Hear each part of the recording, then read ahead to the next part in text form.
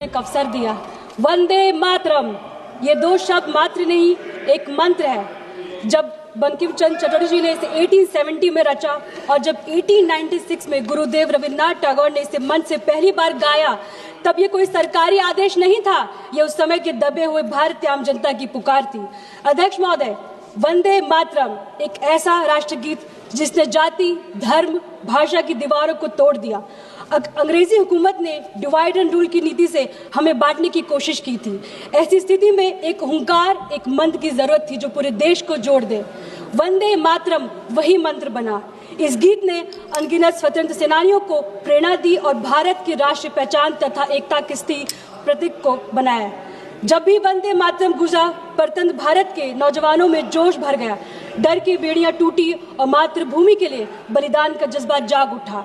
यह कोई साधारण गीत नहीं है अध्यक्ष महोदय, देशभक्ति की चिंगारी थी जिसने विदेशी साम्राज्य की नींव को हिला दिया।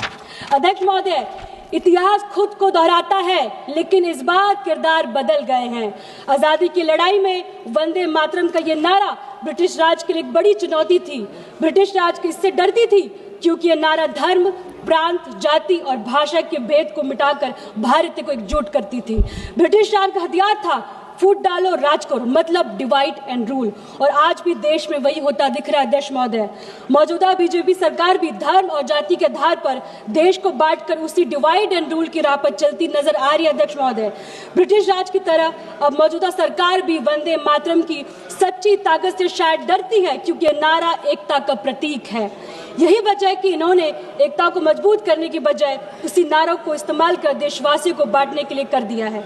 ये देशभक्त का सर्टिफिकेट बांटते हैं कि कौन देश को मानता है और कौन नहीं, लेकिन ये देश की जनता अच्छी तरह समझ चुकी है कि जो लोग देशभक्त को सर्टिफिकेट की कैद करते हैं वो असल में देश की एकता से खौफ खाते हैं। अध्यक्ष महोदय, मैं कहना चाहूंगी, तुम संसद में घूम रहे हो वंदे मातरम की शोर से, तुम संसद में घूम रहे हो वंदे मातरम की शोर से, और देश जल रहा है महंगाई के, बेरोजगारी के जोर से। ये कैसा प्रेम है उस माँ से, ये कैसा प्रेम है उस माँ से जो भूखे बच्चों को सुलाती है। तुम्हारी नीति तो बस अमीरों की तिजोरी को प्यार से सहलाती है। अध्यक्ष महोदय, मैं आपको ध्यान वाली बात कहती हूँ, संविधान निर्माताओं ने राष्ट्रगान और राष्ट्रगीत को जनता पर थोप जाने लायक नहीं समझा।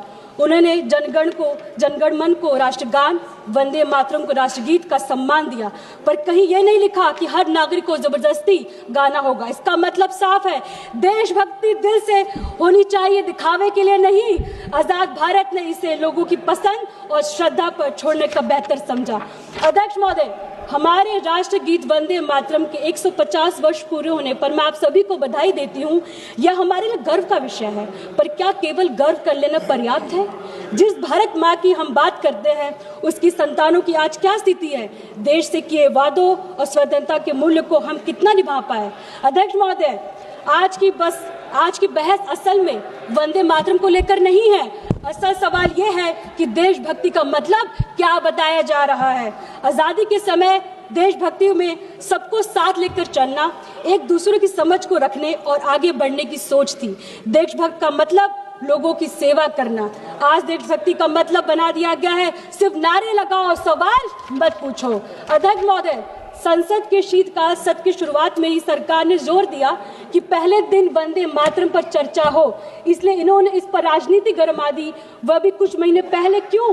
ताकि खुद को देशभक्ति का एकमात्र ठेकेदार साबित कर सके, जबकि विपक्ष चुनावी सुधार जैसे गंभीर मुद्दों पर चर्चा करना चाहती थी, यानी महंगाई, बेरोजगारी, प्रदूषण, चुनावी सुधार बाद में, पहले वंदे मातरम पर सियासत होना जरूर है इनके मुकाबले। ये स्पष्ट है कि मौजूद हंगामा सिर्फ ध्यान भटकाने और भावनाओं को भड़काने का साधन है। अध्यक्ष, मुझे 2 मिनट बोलने दीजिए। अब जरा हकीकत पर नजर डालिए अध्यक्ष महोदय, जो नेता दिन रात वंदे मातरम और भारत माता की जय नारा लगवाते हैं, उनकी नीति ने देश के लिए क्या किया है? बेरोजगारी चरम पर है, युवाओं को भविष्य अंधकार में है, अर्थव्यवस्था संघर्ष कर रही है, लेकिन भाषणों में सब अमृतकाल बताया जा रहा है, समाज में जहर घोला जा रहा है, भाईचारा को जगह नफरत पर जोर राष्ट्रभक्ति है। आज इस सदन के माध्यम से मैं सरकार से कहना चाहती हूँ, देशभक्ति को बांटिए मत, इसे जीना शुरू कीजिए। वंदे मातरम कहने का अधिकार हर भारत को उतना ही है जितना आपको है। मैं एक छोटे से निवेदन के साथ समाप्त करना चाहती हूँ। हम सब वंदे मातरम की भावना को दिल से अपनाएं। इस बहस की किसी धर्म या दल की लड़ाई मानने से बजाय इस भारत की एकता के प्रतीक बने। मैं इस देश के हित में सरकार को आगाह करती हूँ, राष्ट्र प्रेम को दिखावे की राजनीति से ऊपर उठे। अध्यक्ष महोदय, आपने वंदे मातरम को अपना नारा बना दिया, हमने इसे माँ की पुकार समझा। आपने इससे वोट मांगा, हमने इससे आजादी पाई। अध्यक्ष महोदय, आपने इसे बांटने का जरिया बनाया, हमने इसे जोड़ने की कसम खाई। आपने इसे मंच पर गाया, अध्यक्ष महोदय, आपने इसे मंच पर गाया, हमने इसे खेत खलियान और जेल और शहादत में जिया। अध्यक्ष महोदय, जब आप बहस करते हैं वंदे मातरम पे, तो मैं दिल से बात कहती हूँ, आप नहीं समझे थे ना आप समझेंगे। वंदे मातरम, जय हिंद, जय भारत, जय समाजवाद। धन्यवाद। श्री दिलेश्वर कामत जी। धन्यवाद सभापति महोदय। दिलेश्वर कामत जी। सभापति महोदय, आपने मुझे देश की आज़ादी एवं भारतीय इतिहास के मानवीय काल तथा तत्कालीन वेदनाओं से ओतप्रोत आजादी